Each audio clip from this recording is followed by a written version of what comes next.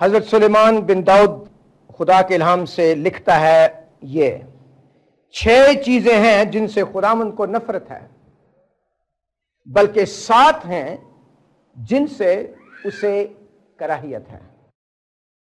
اونچی آنکھیں، جھوٹی زبان، بے گناہ کا خون بہانے والے ہاتھ، برے منصوبے باندھنے والا دل، شرارت کے لیے تیز رو پاؤں، جھوٹا گواہ جو دروغ گوئی کرتا ہے، اور جو بھائیوں میں نفاق ڈالتا ہے۔ آئیے ہم پھر دعا کریں تاکہ خداوند ہماری مدد کرے۔ ہم سب اپنے اپنے سروں کو جھکائیں اور خداوند کہ حضور یہ جانیں کہ وہ اس وقت یہاں موجود ہے، اس کی خاص حضوری اس کے لوگوں کے درمیان ہے، اور آئیے ہم اس کے بارے میں صرف سوچیں۔ کوئی اور خیال، کوئی اور ارادہ، کوئی اور چیز ہمارے ذہن میں نہیں ہونی چاہیے، صرف اور صرف خدا اور زندہ خدا ہی ہماری سوچوں پر اب چھایا رہے۔ اے ہمارے باپ، ہماری مدد کر تاکہ ہم اس امثال کے 6 باب کی اس تعلیم کو سمجھ سکیں جو آج شام ہمارے لیے ہے۔ ہماری مدد فرما، ہمارے ساتھ ہو، اپنا فضل کثرت سے انڈیل۔ اے روح القدس، اے خدائے سالوس، ہم پر رحم کر، ہماری ضرورت سے بڑھ کر ہماری مدد فرما، تاکہ آج شام کا مطالعہ ہر ایک بچے، ہر ایک نوجوان، ہر ایک بزرگ، ہر ایک امی اور ابو کے لیے زبردست روحانی تقویت اور حوصلہ مندی کا باعث ہو۔ یسوع مسیح ابن خدا ہمارے منجی کے نام میں، آمین۔ امثال کی کتاب کے بارے میں تھوڑا سا آئیڈیا ہونا چاہیے کہ یہ کیا ہے۔ وہ کئی لوگ اسے پڑھتے ہیں، کئیوں نے اس کو پورے طور پر ایک نہیں کئی دفعہ پڑھا ہے۔ چند باتیں صرف یادداشت کے لیے امثال کی کتاب کے بارے میں۔ یاد رکھیں کہ اس کتاب میں ایک کلیدی لفظ ہے، وہ ہے دانائی یا حکمت، اور حکمت سے مراد یہ ہے کہ مہارت سے زندگی بسر کرنے کی خوبی، مہارت سے زندگی بسر کرنے کی خوبی۔ اب غیر ایماندار دنیا جس میں ہم رہتے ہیں، ایماندار کی حیثیت سے آپ کو پتہ ہے کہ زندگی گزارنا معمولی بات نہیں ہے اور معمولی ذمہ داری بھی نہیں ہے، اور امثال کی کتاب میں خدا اپنے لوگوں کے لیے تفصیلی ہدایات، ڈیٹیلڈ انسٹرکشنز دیتا ہے تاکہ وہ کامیابی سے روزانہ زندگی کے عملی معاملات نمٹا سکیں۔ حکمت اور دانائی کے ساتھ چلیں، چھوٹے فیصلے ہوں یا بڑے، دانائی اور حکمت کے ساتھ۔ یہ بہت بڑی بے عزتی کی بات ہے مسیح کی اور اس کے کلام کی اور مسیح ایمان کی، کہ میں کہوں کہ میں ایماندار ہوں اور جو میں فیصلے کرتا ہوں وہ اتنے برے ہوتے ہیں، ان میں حماقت نظر آتی ہے، دانائی اور حکمت نہیں ہے۔ یہ بہت بری گواہی ہے۔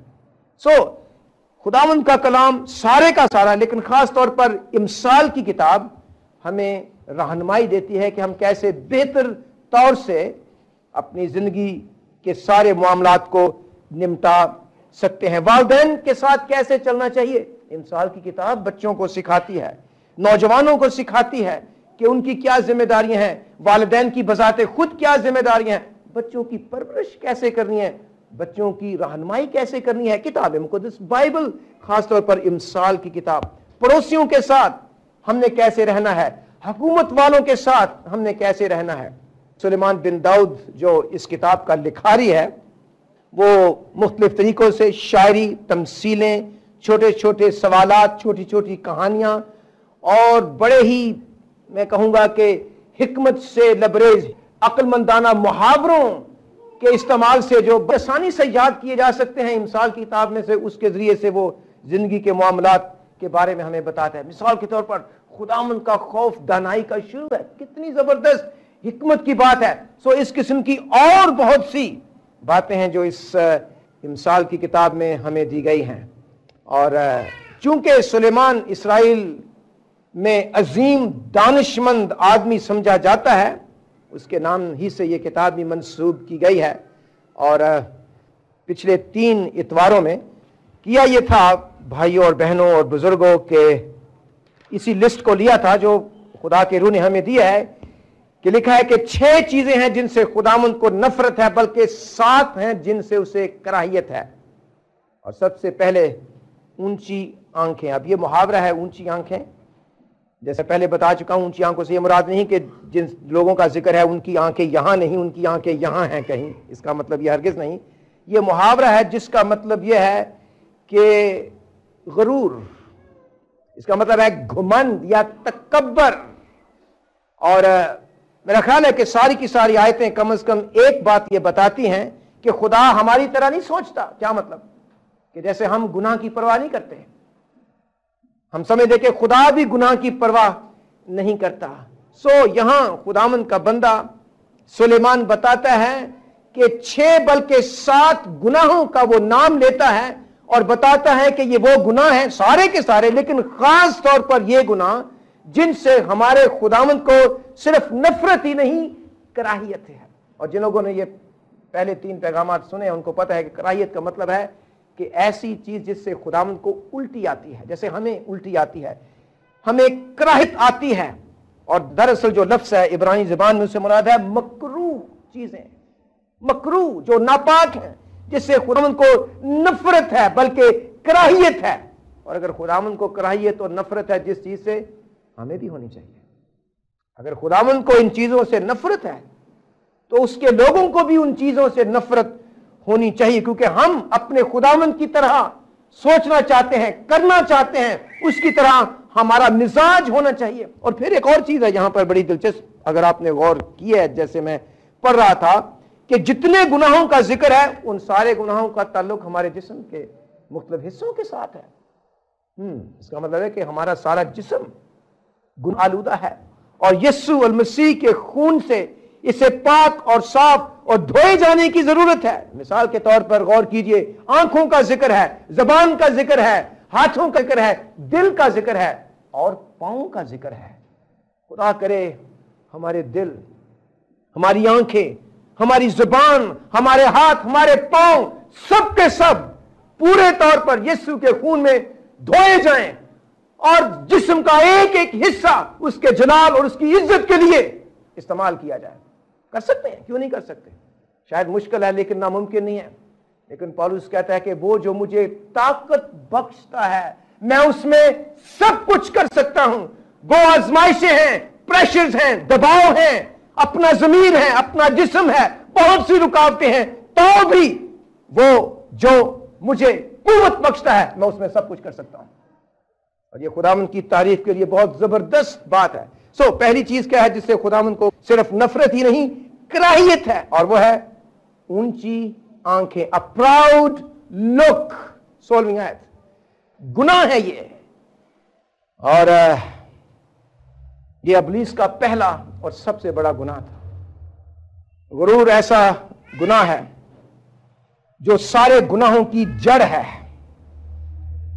8ویں باب کی 13ویں آیت میں لکھا ہے، اسی امثال کی کتاب میں یہاں لکھا ہے کہ خداوند کا خوف بدی سے عداوت ہے، غرور اور گھمنڈ اور بری راہ اور کج گو منہ سے مجھے نفرت ہے۔ یعنی غرور سے خداوند کو نفرت ہے، وہ کہتا ہے۔ پھر 30واں باب اسی کتاب کا اور اس کی 13ویں آیت، ایک ایسی پشت ہے کہ واہ کیا ہی بلند نظر۔ مطلب اس کا یہ ہے کہ وہ کیا ہے، وہ مغرور ہیں، اور ان کی پلکیں اوپر کو اٹھی رہتی ہیں۔ وہی بات، اونچی آنکھیں جو اپنی نگاہ میں پاک ہے، ان کی پلکیں اوپر کو اٹھی رہتی ہیں۔ اور پھر زبور 18 میں سخت لفظوں میں خبردار کیا گیا ہے، زبور 18 اور اس کی 27ویں آیت لکھا ہے یہاں پر خدا کے بارے میں کہا گیا ہے کہ وہ مغروروں کی آنکھوں کو نیچا کرے گا. پھر یسایہ 2:12 میں لکھا ہے کہ تمام مغروروں اور بلند نظروں اور متکبروں پر خدا کا دن یعنی عدالت کا دن آئے گا. کتاب مقدس بائبل میں بڑی خوفناک مثالیں ہیں ایسے لوگوں کی جنہوں نے غرور کیا اور خدا نے ان کو ختم کر دیا. غرور بہت برا گناہ ہے. غرور صفت نہیں ہے. اگر کوئی شخص مغرور ہے تو اس پر افسوس کرنا چاہیے, اس کے لیے دعا کرنی چاہیے. یہ صفت نہیں ہے, یہ شیطانی گناہ ہے. خداوند کو نفرت ہے مغرور شخص سے. خداوند کو مغرور شخص پر کراہیت آتی ہے. خداوند کو نفرت ہے اس گناہ سے. آپ کو یاد ہوگا فرعون کے بارے میں, اس کے بارے میں کیا لکھا ہے. فرعون کے بارے میں جگہ جگہ بتایا ہے. اس کے بارے میں لکھا ہے کہ خدا نے اس شخص کو جو اس کے سامنے جھکا نہیں تھا, اس کی عبادت کرنے کے لیے تیار نہیں تھا, خداوند کے حکموں کی فرمانبرداری کرنے کے لیے تیار نہیں تھا, خدا نے اسے اور اس کی فوجوں سمیت اسے کیا کر دیا, غرق کر دیا تھا. اور خدا غرق کرے گا آپ کو بھی اگر آپ نے توبہ نہ کی اپنے غرور کے گناہ سے. یہ کوئی صفت نہیں ہے, یہ تو ہلاکت اور دوزخ اور جہنم میں جانے کا شور شاٹ طریقہ اور رستہ ہے. خدا کو اس سے نفرت ہے. جو خداوند کے ایماندار ہیں وہ اس سے نفرت کرتے ہیں, وہ اس سے کراہیت کرتے ہیں. حامان کے بارے میں لکھا ہے آستر کی کتاب میں, وہ اپنے آپ کو پتہ نہیں کیا فن خاں سمجھتا تھا. اس کے بارے میں لکھا ہے کہ اس نے مردکی کے لیے سولی کا بندوبست کیا کہ اس کو سولی پر چڑھا دے, لیکن خدا آسمان سے دیکھ رہا تھا سب کچھ کیا ہو رہا ہے. خدا نے حالات کو ایسے طریقے سے پلٹا دیا کہ وہی سولی جو حامان نے مردکی کے لیے بنائی گئی تھی, بادشاہ کی حضوری میں اسی سولی پر اس خبیث, جس کا نام یہ لکھا گیا ہے آستر کی کتاب میں, حامان کے لیے جو لفظ ہے وہ ہے خبیث. ایسا خبیث کا مطلب ہے کہ وہ جس سے کوئی بات نہیں کر سکتا, اور لکھا ہے وہاں پر وہ خبیث تھا کہ کوئی اس سے بات نہیں کر سکتا تھا. اس کے بارے میں لکھا ہے کہ اسی سولی پر کس کو چڑھایا گیا, حامان کو چڑھایا گیا. وجہ کیا تھی, مغرور تھا. وہ کہتا ہاں مرد کی مجھے سلام نہیں کرتا, مرد کی میرے سامنے جھکتا نہیں ہے, میں بڑی شاہ ہوں, بادشاہ میرا خاص نزدیکی دوست ہے. خدا نے اس کو پھانسی دے دیا. غرور اس قدر برا گناہ ہے. آئیے اس سے نفرت کریں, آئیے اس سے نفرت کریں اور خداوند کے حضور عاجز ہونے کی ضرورت ہے. نبوکت نظر یاد ہے, یہاں ہم نے اسٹڈی کیا تھا, اس کی زندگی بڑی خراب زندگی اس بادشاہ کی تھی. اس کے بارے میں دانیل اپنی کتاب میں لکھتا ہے کہ اس مغرور بادشاہ کو خدا نے جانوروں جیسی زندگی میں گزارا. حالانکہ بادشاہ ہر قسم کی زبردست فیسلٹی اور سہولت اس کے. پھر نئے عہد نامے میں ہیرودیس کا پتہ ہے آپ کو, اس کے بارے میں لکھا ہے اعمال کے 12ویں باب میں کہ خدا نے اس سے کیڑوں کی موت یعنی کیڑے پڑ کر وہ بندہ سسک کے مر گیا. کیا گناہ تھا اس کا؟ اس نے خدا کی تمجید نہیں کی, خدا کی تعریف نہیں کی, اور لوگوں کو اتنا اس نے ابھارا تھا. جب انہوں نے کہا او دیوتا آ گیا, خدا آ گیا ہمارے درمیان, اسے چاہیے تھا کہنا نہ میں خدا نہیں ہوں, میں خدا نہیں ہوں, خدا آسمان پر ہے, اس کی تعریف کرو, میری تعریف تم کیوں کرتے ہو. لکھا ہے اس نے خدا کی تمجید نہ کی, اس لیے خدا نے اس کو ایسی بری موت, لکھا ہے کہ کیڑے پڑ کر. یہ بادشاہ ہیرودیس کتنا عظیم اور کتنا غیور بادشاہ تھا, خدا نے اس کو ایسی بری موت مار دیا. وجہ کیا تھی؟ وہ مغرور تھا. خدا دلوں اور گردوں کو جانتا ہے کہ شاید یہاں پر ایسے لوگ بیٹھے ہوئے ہیں, نوجوان, ایسے بچے, ایسے بزرگ بیٹھے ہوئے ہیں جو دل میں مغرور ہیں. خدا سے ڈریے گا, خدا غیور ہے, اور خدا چاہتا ہے کہ ہم غرور کے گناہ سے توبہ کریں. اور بہت کچھ میں بتا چکا ہوں, لیکن ایک چیز جو آخر میں بتانے کی ضرورت ہے کہ جہاں غرور گناہ ہے, ہم نے غرور سے توبہ کرنی ہے, اس کو چھوڑنا ہے, اور اس کی بجائے عاجزی حاصل کرنی ہے. کیونکہ غرور کا جو اپوزٹ ہے, الٹ ہے, وہ ہے عاجزی یا فروتنی. اور یہ عاجزی اور فروتنی تبھی ملے گی جب ہم نئے سرے سے پیدا ہوں گے. غرور کیسے چھٹ سکتا ہے؟ ایک ہی طریقہ اس کا, ہم اس کا کریں اقرار اور اس سے کریں توبہ, اس کو دیں چھوڑ اور خداوند سے عاجزی مانگیں. کلام میں لکھا ہے, ہمارے خداوند کے زبردست لفظ ہیں, اور وہ کیا ہے کہ اے بوجھ سے دبے ہوئے لوگوں میرے پاس آؤ, مجھ سے سیکھو کیونکہ میں حلیم اور دل کا فروتن, تو تمہاری جانیں آرام پائیں گی. سو کیسے ہم حاصل کر سکتے ہیں عاجزی اور فروتنی جو خداوند کو پسند ہے, اور وہ ہے نئی پیدائش کے ذریعے سے, جو گناہوں سے توبہ کرنے اور یسوع مسیح کے صلیبی کفارے پر ایمان لانے کے ذریعے سے نئی پیدائش ملتی ہے. خداوند نیا دل ہمارے سینوں میں ڈالتا ہے, ایسا دل جو خدا کے کلام کو سن کر حلیم ہوتا ہے, جو اس کے کلام کے مطابق زندگی بسر کرنے کا ارادہ کرتا ہے, خداوند کے پیچھے پیچھے چلتا ہے, اس کے حکموں پر عمل کرتا ہے, اور وہ خدا اور انسان دونوں کے سامنے عاجزانہ زندگی بسر کرتا ہے. سو غرور گناہ ہے, اس کو دو چھوڑ اور اس کی جگہ کیا حاصل کرو, عاجزی اور فروتنی. وہ کہاں سے ملتی ہے؟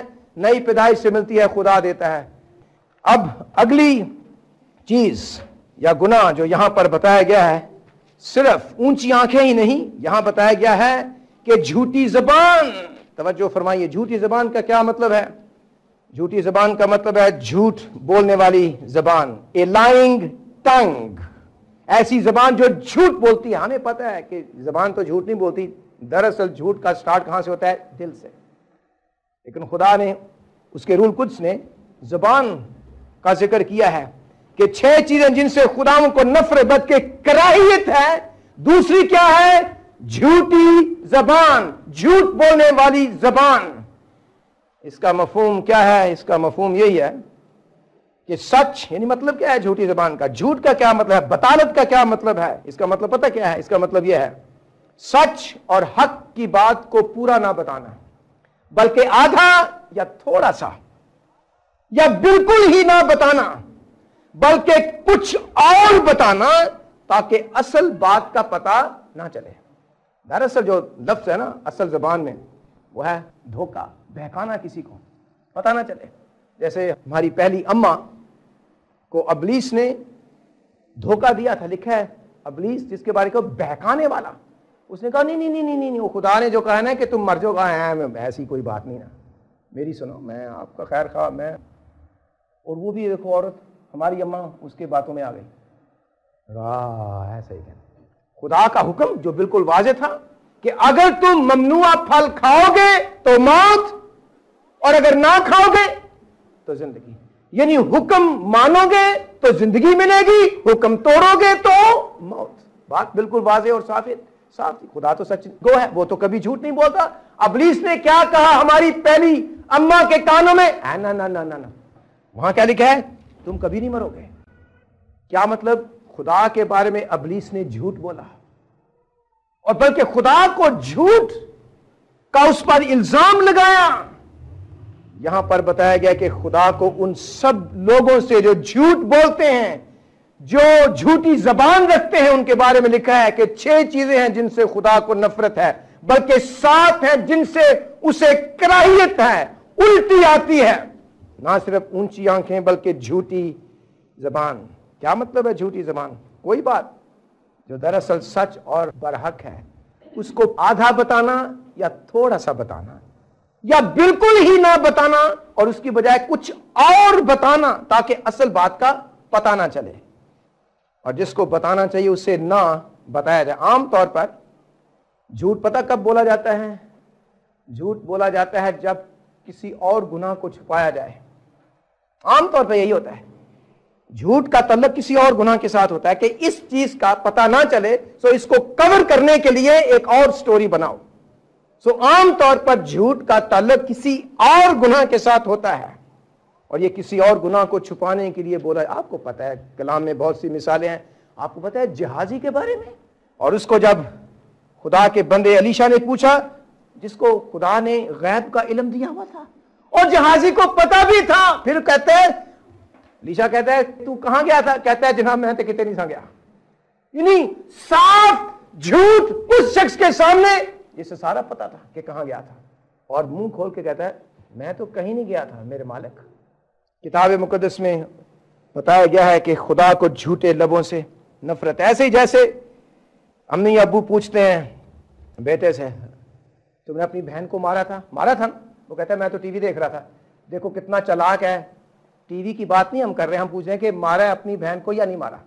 جواب اس کا کیا ہے؟ میں تو ٹی وی دیکھ رہا ہوں، اور دیکھ رہا وہ ٹی وی تھا، لیکن جو سوال ہے وہ یہ ہے کہ بہن کو مارا تھا یا نہیں، بجائے اس کہ اس کا جواب کیا ہو یس یا نو.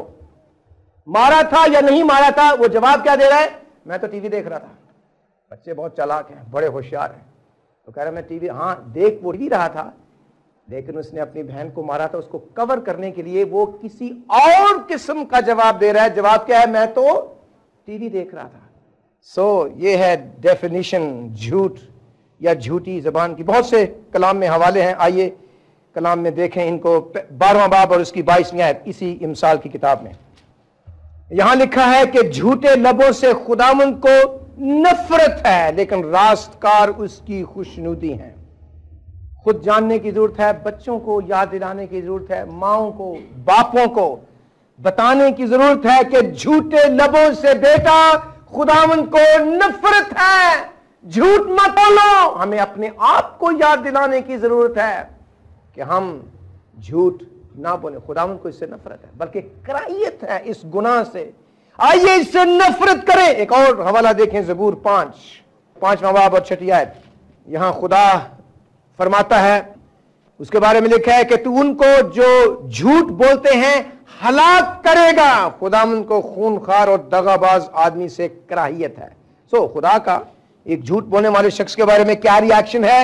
جھوٹ بولتے ہیں جو خداوند ان کو ہلاک کرے گا اگر انہوں نے اپنے گناہ سے توبہ نہ کی تو. پھر مکاشفہ کی کتاب 21واں باب 21:8 اور لکھا ہے جو غالب آئے وہی ان چیزوں کا وارث ہوگا اور میں اس کا خدا ہوں گا اور وہ میرا بیٹا ہوگا.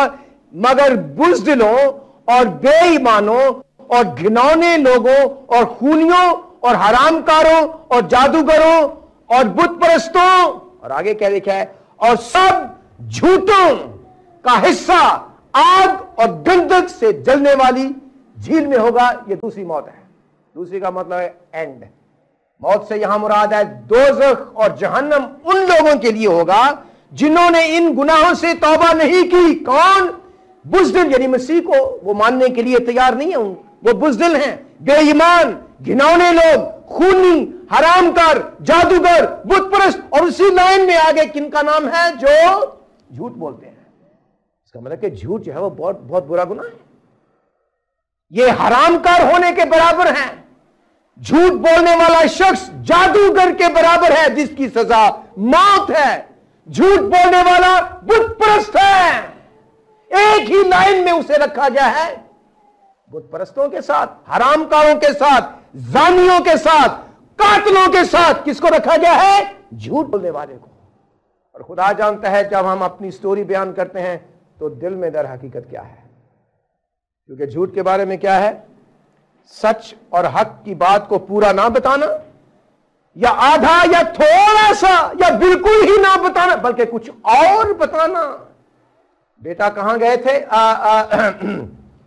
ہم پھر وہ سٹوری بناتے ہیں.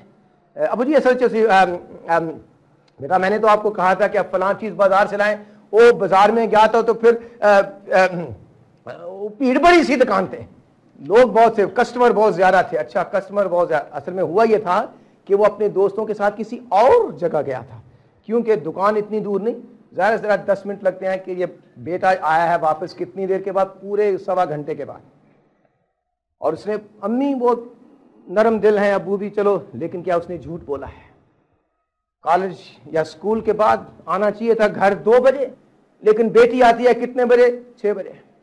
اور پھر اس نے پہلے سے سٹوری بنائی ہوئی، او امی جی اصل وہ ہماری ٹیچر تھی نا، تو پھر ہم پھر انگلش کے لفظ وہ بچے بولتے ہیں تاکہ امی ابھی کو ایسا وہ بیوقوف بنائے، انہوں نے پتہ نہیں لگا. ایسے وہ اصل میں آفٹر کلاسز وہ ہمارا تھا وہ اسائنمنٹ، امی وہ گلاں جناب ایسا پاگل کر دینے، وہ ماں بھی چپ تے پیو بھی چپ. اور بچہ جو ہے، بیٹی جو ہے، وہ ایسا جناب بیوقوف بناتی ہے اپنی امی اور اپنے ابو کو. ہوا کیا ہے؟ جھوٹ. جھوٹ، جھوٹی زبان اپنے امی کو بیوقوف بنایا ہے لیکن خدا کو بیوقوف نہیں بنا سکتی آپ. اور کتنی لڑکیاں ہیں جو اپنے ماں اور باپوں کے ساتھ فراڈ لگاتی ہیں. جھوٹ کے لیے دوسرا لفظ کیا ہے؟ فراڈ. ٹھپی مارنا. بچے شاید کالج اور BA اور BCS اور پتہ نہیں کیا کیا CCS وہ کر رہے ہیں، لیکن کیا ہے، ہلاکت کے فرزند ہیں۔ ایسے بچوں کو توبہ کرنے کی ضرورت ہے، ایسے اسٹوڈنٹس کو، نوجوانوں کو کلام سننے اور سنانے کی ضرورت ہے، تب وہ بچیں گے، ورنہ ان کا کہاں ہوگا، منزل کہاں ہے؟ ایسی جگہ جہاں حرام کار اور خونی اور جادوگر اور بت پرست ہوں گے، وہاں جھوٹے لڑکے اور لڑکیوں کا حصہ ہوگا، آگ اور گندک سے جلنے والی جھیل میں ان کا حصہ ہوگا۔ اور خدا یہ نہیں دیکھتا کہ وہ کتنے خوبصورت ہیں، کہ کتنے جوان ہیں اور ابھی شادی، نہ نہ نہ نہ، اگر کسی چیز کی غیرت ہے ہمارے خدا کو، جو غیور ہے، اسے اپنے بیٹے کی غیرت ہے، اور اس کا بیٹا کہتا ہے کہ راہ حق اور زندگی میں۔ آپ اپنے آپ کو بے وقوف بنا سکتے ہیں، اسکول والوں کو، کالج والوں کو، امی اور ابو، ساری دنیا کو بے وقوف بنا سکتے ہیں، لیکن خدا کی ذات کو کبھی بے وقوف نہیں بنا سکتے۔ ایک وقت تک وہ آپ کو کرنے دے گا جو آپ کھیل رہے ہیں، کھیلنے دے گا۔ جو نقاب چہرے پہ ڈالا ہوا ہے کہ میں تو بہت یہ وہ، ایک دن گا خدا ہمارے چہروں سے وہ نقاب جو ہم نے پہنا ہوا ہے فراڈ دینے کا اور ٹرکے مارنے کا اور جھوٹ بولنے کا، وہ ہمارے چہروں سے وہ اپنے مقدس ہاتھوں سے خود ہٹا دے گا، پھر اصلیت ظاہر ہوگی۔ اس کا اعلان کوٹھوں سے اور دیواروں اور موڑوں سے اور ساری دنیا کے سامنے کیا جائے گا۔ لکھا ہے کہ جب ہم مسیح کے تخت عدالت کے سامنے حاضر ہوں گے تو ہمارے دلوں کا حال ظاہر کیا جائے گا، اس کو براڈ کاسٹ کیا جائے گا، نشر کیا جائے گا، اور کوئی اس کے اعلانات سے بچ نہیں سکے گا۔ پھر 22واں باب، اسی مکاشفے کی کتاب میں 22واں باب اور اس کی 14ویں آیت ہے کہ مبارک ہیں وہ جو اپنے جامے دھوتے ہیں، کیونکہ زندگی کے درخت کے پاس آنے کا اختیار پائیں گے، اور ان دروازوں سے شہر میں داخل ہوں گے، مگر کتے، یہ جانوروں کا ذکر نہیں ہے، یہ انسانوں کا ذکر ہے، مگر کتے اور جادوگر اور حرام کار اور خونی اور بت پرست، اور آگے کیا لکھا ہے، توجہ فرمائیے جو لوگ پڑھ سکتے ہیں بائبل، کیا لکھا آگے، اور جھوٹی بات کا ہر ایک پسند کرنے والا اور گھڑنے والا، دونوں باہر رہیں گے۔ بڑے خطرناک لفظ ہیں۔ یہاں پر بھی جھوٹ پسند کرنے والوں اور گھڑنے والوں دونوں کو کن کے برابر رکھا گیا ہے؟ بت پرستوں کے برابر، قاتلوں کے برابر، حرام کے برابر، جادوگروں کے، اور کتے سے مراد یہ ہے کہ ایسے لوگ جو حیوانوں جیسی زندگی بسر کرتے ہیں۔ ایسے لفظ سن کر ہمارے دل پھٹنے چاہیے اور خداوند کے سامنے عاجز ہونے کی ضرورت ہے۔ مطلب یہ ہے بطالت، دھوکہ اور فریب۔ اب جہازی کی طرف آئیں ایک سیکنڈ کے لیے، دوسرا سلاطین، جو بڑی افسوسناک مثال ہے، اور یہ بندہ وہ تھا جو خدا کے بندے الیشا کے ساتھ رہتا تھا دن رات، مرد خدا کا یہ خادم تھا، دوسرا سلاطین اور اس کا 5واں باب۔ یہ اس زمانے کا ذکر ہے جب بنی اسرائیل کو سوریوں نے یا آرام کے ملک نے انہوں نے قبضہ کیا اور ان کو اسیر کر کے بنی اسرائیل کو وہ لے آئے۔ اس وقت جو ہیڈ کوارٹر تھا یا دارالخلافہ بنی اسرائیل کا وہ سامریہ تھا۔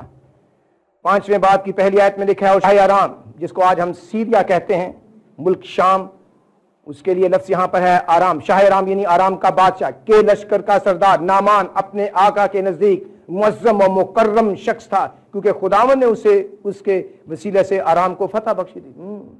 بڑی دلچسپ بات، یہ تو دشمن تھے، خدا نے اپنی ہی قوم کو سزا دی تاکہ دشمن ان کو اسیر کر کے ان کے اپنے ملک اور گھر سے وہ لے جائیں۔ اور لکھا ہے کہ خداوند نے یہ سب کچھ کیا تھا جیسے دانیل کے زمانے میں کیا تھا۔ وہ زبردست سورما بھی تھا لیکن کوڑی تھا، اور آرامی دل باندھ کر نکلے تھے اور اسرائیل کے ملک میں سے ایک چھوٹی لڑکی کو اسیر کر کے لے آئے تھے۔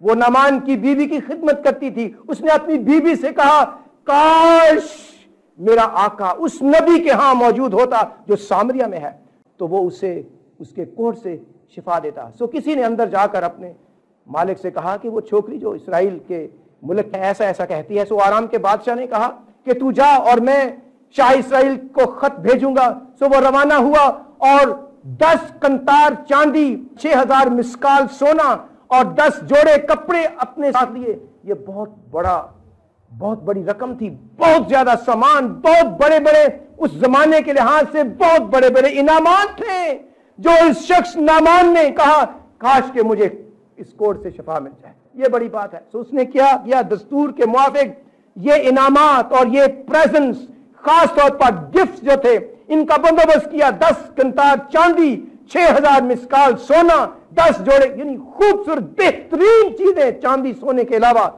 वो क्या करता है कि वो भेजता है, बल्कि अपने साथ लेता है, और वो खत को शाह इसराइल के पास लाया, जिसका मजमून ये था कि ये नामा जब तुझे मिले तो जान लेना कि मैंने अपने खादिम नामान को तेरे पास भेजा है, ताकि तू उसको उसके कोड से उस शिफा दे। जब शाह इसराइल ने उस खत को पढ़ा तो अपने कपड़े फाड़ कर कहा, क्या मैं खुदामंद हूं कि मारूं और जिलाऊं, यानी जिंदा करूं, जो ये शख्स एक आदमी को मेरे पास भेजता है कि उसको कोड से शिफा दूं। सो अब जरा गौर करो, देखो कि वो किस तरह मुझसे झगड़ने का बहाना ढूंढता है। जब मर्द खुदा एलीशा ने सुना कि शाह इसराइल ने अपने कपड़े फाड़े तो बादशाह को कहला भेजा कि उसने अपने कपड़े क्यों फाड़े, अब उसे मेरे पास आने दे और वो जान लेगा कि इसराइल में एक नबी है। सो नामान अपने घोड़ों और रथों समेत आया और एलीशा के घर के दरवाजे पर खड़ा हुआ, और एलीशा ने एक कासद की मार्फत कहला भेजा कि जा यरदन में 7 बार गोता मार तो तेरा जिस्म फिर बहाल हो जाएगा और तू पाक साफ होगा। पर नामान नाराज होकर चला गया और कहने लगा कि मुझे गुमान था कि वो निकलकर जरूर मेरे पास आएगा और खड़ा होकर खुदामंद से मेरे लिए दुआ करेगा और उस जगह के ऊपर अपना हाथ इधर उधर हिलाकर कोड़ी को शिफा दे। क्या दमिश्क के दरिया अबाना और फरफराइल इसराइल के सब नदियों से भरकर नहीं है? क्या मैं उनमें नहाकर पाक साफ नहीं हो सकता? नुक्ता यहां पर यह है कि इस मर्द खुदा, इस नामान ने शिफा के लिए इतने खास तोहफे, 10 कंतार चांदी और 6000 मिस्काल सोना और 10 जोड़े कपड़े अपने साथ लिए, ताकि वो एलीशा को खुश करें और उसे कहे कि सिर्फ एक काम करो, मुझे शिफा बख्श दो। और यहां पर लिखा है कि एलीशा ने कहा कि नहीं, मैं तो किसी किस्म का कोई तोहफा लेने के लिए तैयार नहीं। मैं सारी आयतें वो पढ़ नहीं रहा, लेकिन इसमें बताया गया है कि उसने उन गिफ्ट्स को लेने से इनकार कर दिया। शिफा उसे बख्शी, वो खुशी मनाता हुआ अपने घर वापस चला गया, जिसका जिक्र 19वीं आयत में किया गया। उसने उससे कहा सलामत जा, सो वो उससे रुखसत होकर थोड़ी दूर निकल गया। लेकिन याद रखिए, उसने इनकार किया था कि वो उन गिफ्ट्स को नहीं लेगा। और पता कौन सुन रहा था? जहाज सुन रहा था। 20वीं आयत, लेकिन उस मर्द खुदा एलीशा के खादम जहाजी ने सोचा कि मेरे आका ने अरामी नामान को यूं ही जाने दिया कि जो कुछ वो लाया था उससे ना लिया। सो खुदामंद की हयात की कसम, मैं उसके पीछे दौड़ूंगा और उससे कुछ ना कुछ लूंगा। सो जहाजी नामान के पीछे चला। जब नामान ने देखा कि कोई उसके पीछे दौड़ा आ रहा है तो उससे मिलने को रथ पर से उतरा और कहा खैर तो है? उसने कहा सब खैर है, मेरे मालिक ने मुझे यह कहने को भेजा है कि जरा अंबिया ज़ादों में से अभी जो जवान इफ्राइम के कोहस्तानी मुल्क से मेरे पास आए हैं, सो जरा एक कंतार चांदी और 2 जोड़े कपड़े उनके लिए दे। क्या वो कह रहे हैं, जब आप वापस आए थे ना, शिफा लेके वापस आए थे, तो उसके बाद दूर से मेहमान गेस्ट आ गए हैं और गेस्टों की खिदमत के लिए थोड़ा सा वो सोना जो आप लेके आए थे ना, जो मेरे आका ने कहा था कि नहीं, शिफा मुफ्त है, ले जाओ, तुम्हें ये जरूरत नहीं है, उसमें से थोड़ा सा तुम दे दो। वजह यह है कि मेहमान आ गए, गेस्ट आ गए हैं बड़ी दूर से, सो जरा एक कंतार चांदी और 2 जोड़े कपड़े उनके लिए दे दे। नामान ने कहा खुशी से एक नहीं 2 ले ले, और वो उससे बज़िद हुआ और उसने 2 कंतार चांदी, एक भी नहीं लिया, पहले कहा रहता एक, अब 2 ले गया और 2 थैलियों में बांधी और 2 जोड़े कपड़ों समेत उनको अपने 2 नौकरों पर लाद कर वो उनको लेकर उसके आगे आगे चले। और उसने टीले पर पहुंचकर उनके हाथ से उनको ले लिया और एलीशा के पास तो नहीं गया, घर में रख दिया और उन मर्दों को रुखसत किया। सो वो चले गए। लेकिन आप अंदर जाकर अपने आका के हजूर खड़ा हो गया। एलीशा ने उससे पूछा, जहाजी तू कहां से आ रहा है? अब गौर कीजिए, लिखा है उसने कहा तेरा खादम तो कहीं नहीं गया था, तेरा खादम कहीं नहीं गया। उसने उससे कहा, यानी एलीशा ने कहा, खुदा के बंदे ने कहा, क्या मेरा दिल उस वक्त تیرے ساتھ نہ تھا جب وہ شخص تجھ سے ملنے کے لیے اپنے رتھ پر سے لوٹا؟ کیا روپے لینے اور پوشاک اور زیتون کے باغوں اور پاکستانوں اور بھیڑوں اور بیلوں اور غلاموں اور لونڈیوں کے لینے کا یہ وقت ہے؟ کیا مطلب؟ اس وقت مسئلہ یہ تھا کہ پوری اسرائیل قوم اسیر ہو چکی تھی. خداوند کے لوگ غلامی کی زندگی بسر کر رہے تھے. وہی قوم جس کو دنیا پر حکومت کرنے کے لیے، خداوند کا جلال ظاہر کرنے کے لیے دنیا کے بادشاہوں اور حکمرانوں اور بڑے بڑے شہزادوں پر حکومت کرنے کے لیے خدا نے مقرر کیا تھا، آج وہ ذلت کی زندگی بسر کر رہے تھے. اور ضرورت اس بات کی تھی کہ خداوند کے لوگ عاجز ہوں، ضرورت اس بات کی کہ خداوند کے لوگ فروتن ہوں، دنائی اور حکمت خاص طور پر سچائی سے چلیں. اور یہ بندہ کیا کر رہا ہے؟ اس نے کیا کیا؟ جھوٹ بولا، لیکن لالچ سب سے پہلے اس نے کیا. اور وہ پیچھے جاتا ہے نامان اور اس کے لوگوں کے پیچھے اور جھوٹ بولتا ہے، کہتا ہے او گیسٹ آ گئے ہیں اور تھوڑا سا سونا اور تھوڑی سی چاندی اور کچھ جوڑے کپڑے کے چاہیے. ہاں، اسے پتا تھا کہ یہ الیشا کے بغیر ہی ہوگا. وہ تو دور ہے، وہ تو اپنے گھر میں، اس کو کیا پتا ہے میں آرام سے اندر میں یہ سب کچھ کروں گا. یہ چیزیں خاموشی سے چپکے سے بولے جا کر اپنے گھر میں جا کے لکھا ہے کہ وہ رکھ دیتا ہے، چھپا دیتا ہے. اور الیشا کے حضور آتا ہے. الیشا کہتا ہے کہ تو کہاں گیا تھا؟ وہ کہتے تیرا خادم تو کہیں نہیں گیا تھا. اور اس لیے خداوند کا بندہ الیشا کیا کہتا ہے کہ کیا روپے لینے اور پوشاک اور زیتون کے باغوں اور پاکستان اور بھیڑوں اور بیلوں اور غلاموں اور لونڈیوں کے لینے کا یہ وقت ہے؟ کیا مطلب یہ ہے کہ شاید جہازی یہ کہہ رہا تھا یار تھوڑا سا سائٹ پہ تھوڑا سا میں بزنس کر لوں. یہ ہے مطلب، میں تھوڑا سا انکم کم ہے نا، تو میرا مالک جو الیشا ہے پتہ نہیں کیوں اتنا وہ لے کہ بھی تو تھوڑا سا ہی رکھ لے، تمہارا گزارا نہیں تو کم از کم ہمارا تو چلے. اس نے یہ کس قسم کا نبی ہے؟ یہاں لکھا ہوا نہیں ہے، لیکن لگتا ہے کہ اس نے یہ کہا تھا کہ اس نے تو نہیں لیا، میں اپنی طرف سے. آخر میں ان کے آفس میں گھر میں کرتا ہوں کام، میری اتنی تو بات ہے. اور نعمان نے فٹ اس کی بات مانی اور اس کو وہ سب کچھ دے دیا جو جہازی کو کبھی نہیں لینا چاہیے تھا. اور اس نے کیا سوچا اپنے دل میں یہ روپیہ پیسہ یہ چاندی لوں گا، میں تھوڑی سی ٹریڈ اور تھوڑا سا بزنس سائٹ پہ کر لوں. آپ کو پتہ ہے وقت بڑے برے ہیں اور ہم ویسے بھی اسیر ہیں، اور تھوڑا بہت ٹریڈ ہو جائے، یہ تھوڑی سی تجارت اور بزنس تھوڑا سا سائٹ پہ کر لوں. الیشا کو کیا پتا چلتا ہے؟ وہ تو اللہ کرنے والا بندہ ہے، اپنا دعا شوا کر دو، اس کو کیا پتا. اور اس نے پوچھا الیشا تو کہاں گیا تھا؟ اور دیکھیں منہ کھول کے وہ کہتا ہے تیرا خادم تو کہیں نہیں گیا. صاف جھوٹ. کیا وہ جھوٹ بول کر بری ہو گیا؟ نہیں. آگے پڑھیے، دل توڑنے والے لفظ ہیں اس سے آگے. کاش کہ یہاں تک بات ختم ہو جاتی. یہاں پر لکھا ہے، غور کیجئے کہ جیسے نعمان کو کوڑ کی بیماری سے خدا نے اپنے بندے کی معرفت مفت شفا بخشی، وہ خداوند کی تعریف کرتا ہوا اپنے گھر واپس لوٹ گیا.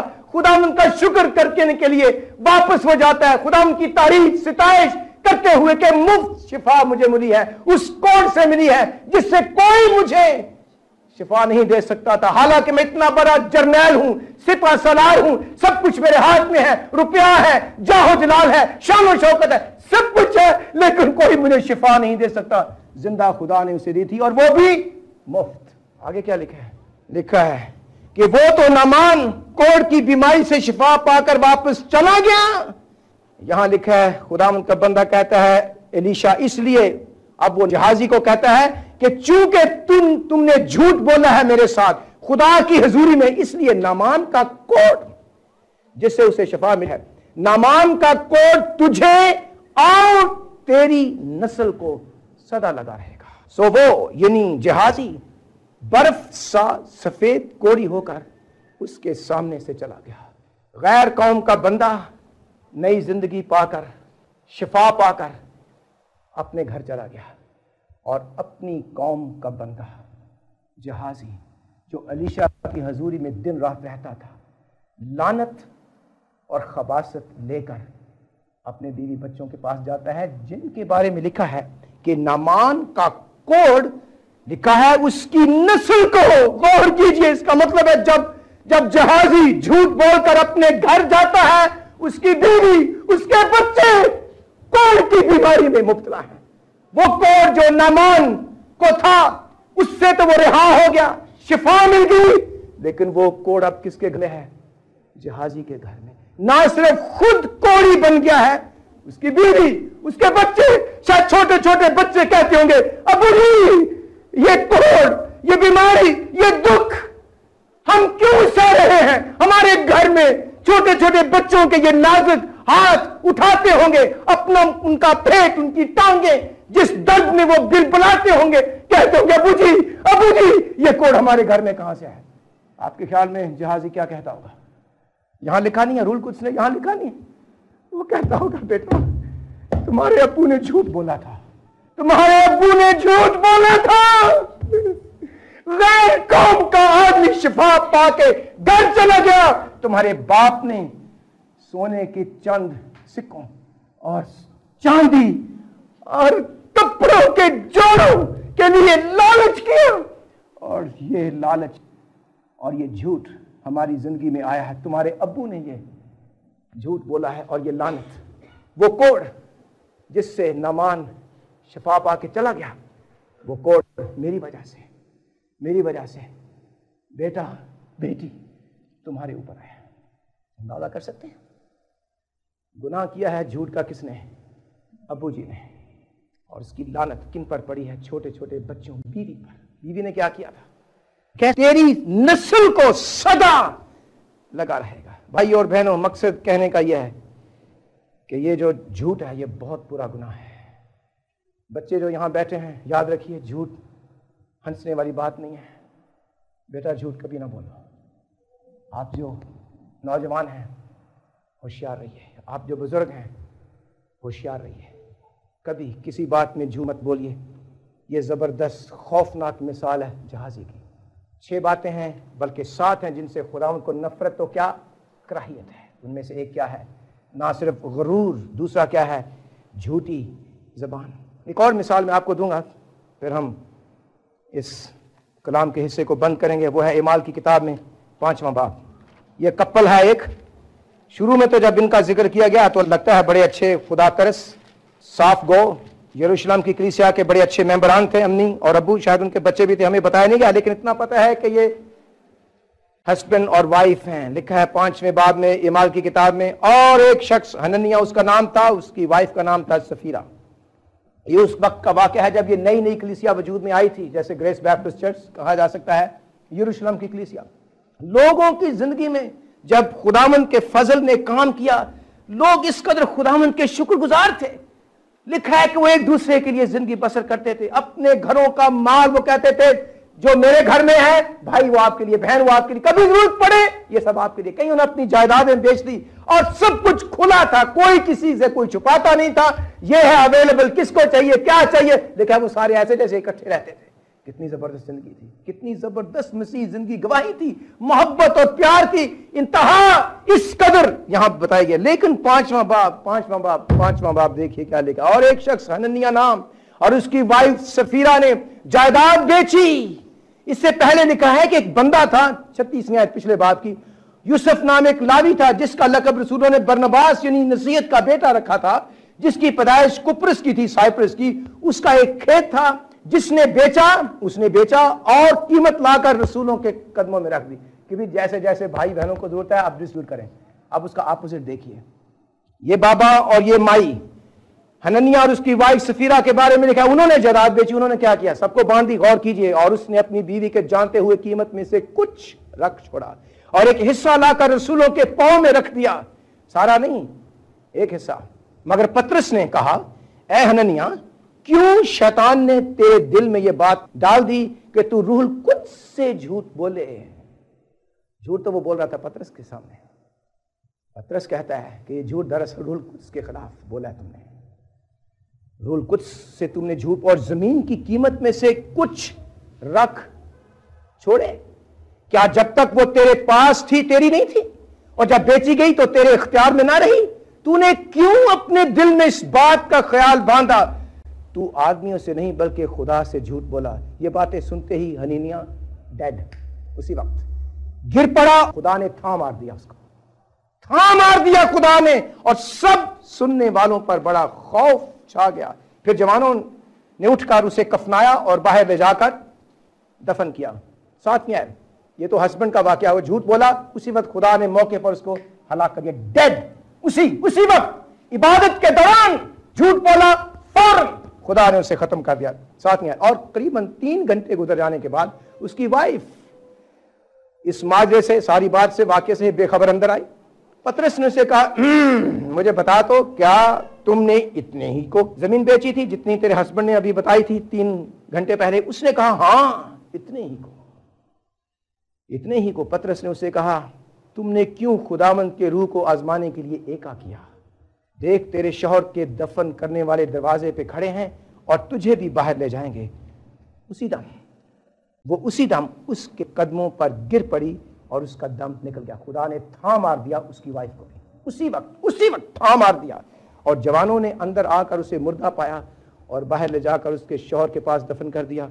और सारी कलीसिया, बल्कि इन बातों के सब सुनने वालों पर बड़ा खौफ छा गया। खुदा कितना गयूर है।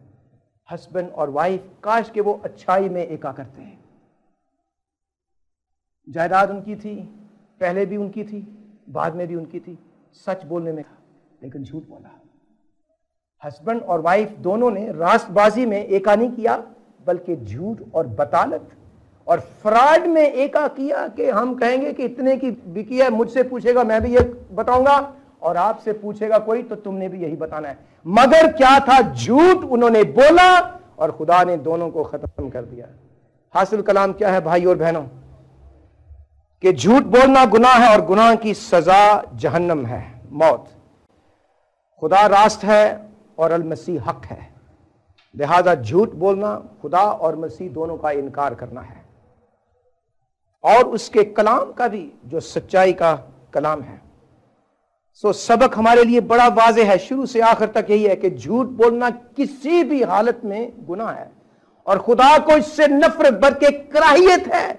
हमें भी झूठ से नफरत और कराहियत होनी चाहिए। झूठ की बजाय हम हक गोई को अपनाएं। हक परस्ती के लिए हम यीशु के पास हैं जो कहता है कि हक मैं हूं। आम गुफ्तगू में, खास कामों में हम खास तौर पर ख्याल रखें कि हमने हमेशा हक गोई से काम लेना है। मिसाल के तौर पर बेसोचे समझे वादे ना किया करें किसी के साथ। अगर वहां आप जा सकते, प्लीज ना कहें कि मैं आऊंगा, मैं आऊंगी। बेहतर यह है कि आप कहें कि पता नहीं, देखेंगे। अगर आप प्रॉमिस करते हैं जरूर पूरा कीजिए। आम गुफ्तगू में बेसोचे समझे वादे ना करें।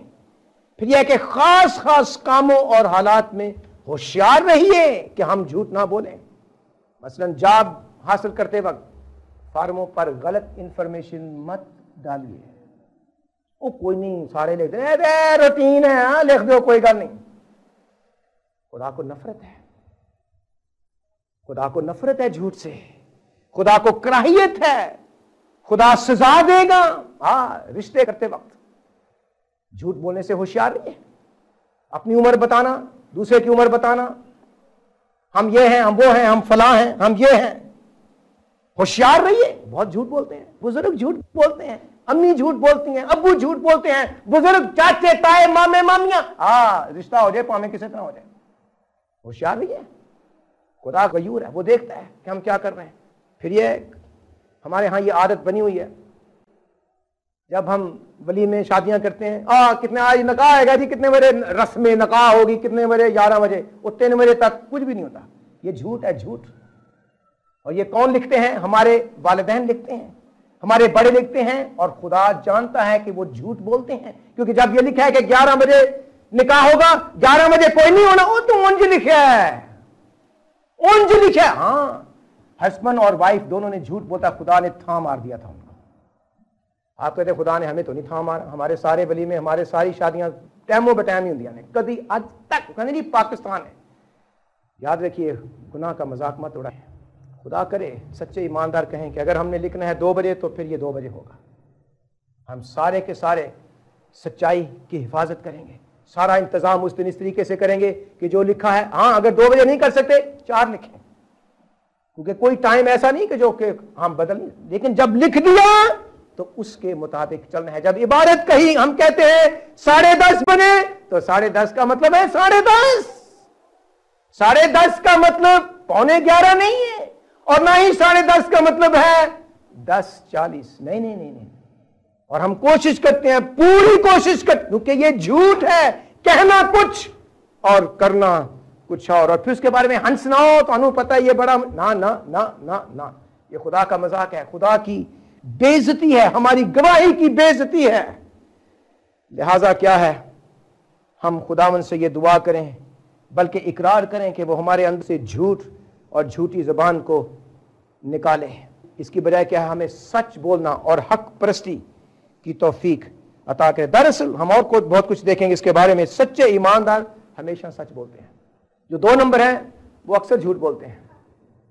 इस हवाले के साथ हम बंद करेंगे 120वां ज़बूर, और फिर दुआ करेंगे खुदावंद हम सब के दिलों पर अपने कलाम को लिखे। 120वां ज़बूर और दूसरी आयत, यहां लिखा है कि झूठे होंठों और दगाबाज ज़बान से ऐ खुदावंद मेरी जान को छुड़ा।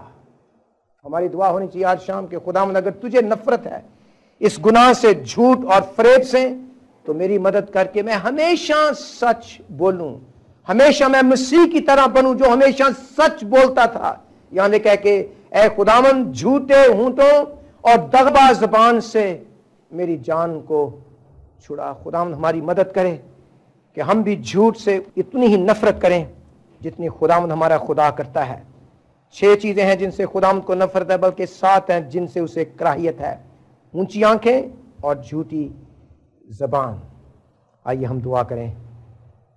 ऐ हमारे रहीम व करीम प्यारे आसमां बाप, तू जो हक और सच है, तुझ में बतालत और झूठ है ही नहीं। तू तो सच्चा और वफादार आसमानी बाप है। हम शुक्रगुजार हैं कि तूने आज हमें फिर याद दिलाया है कि तुझे झूठ और झूठी ज़बान से नफरत है। खुदा हमारी मदद कर कि हम खुलूस दिल से चला करें और वही बात कहें जो हक और सच है। अगर हम नहीं कहेंगे और तौबा नहीं करेंगे तो तू हमें सज़ा देगा, ऐसी सज़ा जो हरामकारों और बदकारों और खूनियों और कातलों और बुत परस्तों को मिलेगी जो तौबा नहीं करते। हमारी मदद फरमा, हमारे साथ हो। जब हम यहाँ से रुखसत होते हैं, ना सिर्फ शुक्रगुजारी के साथ रुखसत हों, हम एक दूसरे के साथ रफ़ाकत करें और खुलूस दिल से करें। और जब हम अपने अपने घरों को जाते हैं, वहाँ भी जब लोगों से मिलते जुलते हैं शाम को, हम हमेशा हक परस्ती से चलें जो यीशु मसीह हमें देता है, जो नई पैदाइश का एक फल है, हक परस्ती और सच बोलना। हमारी मदद कर, हमारे साथ हो कि हम इस गुनाह से नफरत करें और इसके बजाय सच गोई को सीने से लगाएं, ताकि हम यीशु की मानद जिंदगी बसर करें। उसी के पाक और कद्दूस और जलाली नाम में मांगते हैं, आमीन।